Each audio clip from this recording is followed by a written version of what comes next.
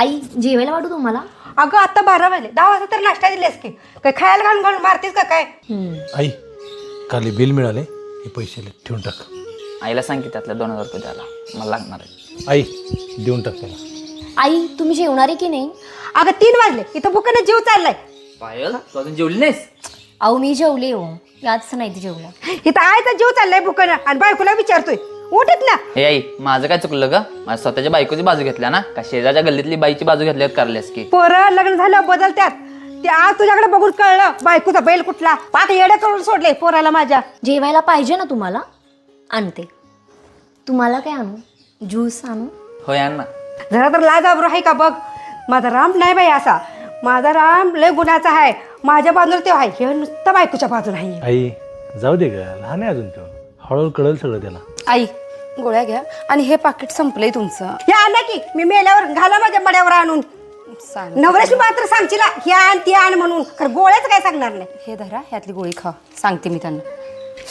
ताई काय बोलत होते हो आई? आणि तुम्ही पण ऐकून घेताय त्यांची अगं वटवट. काय नाही, त्यांच्या गोळ्या संपलेत, ते आणायला सांगत होते.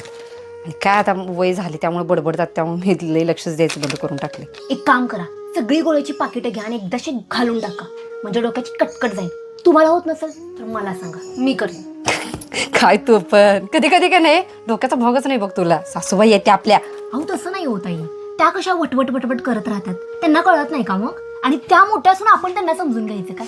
हे कुठलं लॉजिक आहे त्यांचं? नवऱ्याची आई आहेत आपल्या, त्यामुळे घ्यायचं समजून. आणि तू हेच की बोलतीस ना, मी तर बोलणारच बाबा. कसं मी बोलतीस नाही काय सहन करू शकत. माहिती. मला नाही बोलता येत तुझ्या एवढं. मला तर खरंच वाटतंय की मला ना देव तुझ्या एवढं धाडस देऊ पुढच्या जन्मी. ताई तुम्ही एवढं का सगळ्यांचं ऐकून घेताय?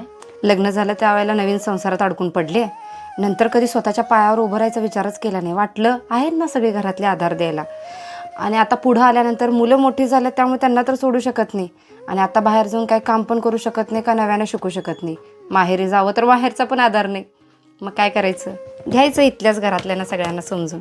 म्हणूनच ताई प्रत्येक स्त्रीने ना स्वतःच्या पायावरती उभं राहिलं पाहिजे.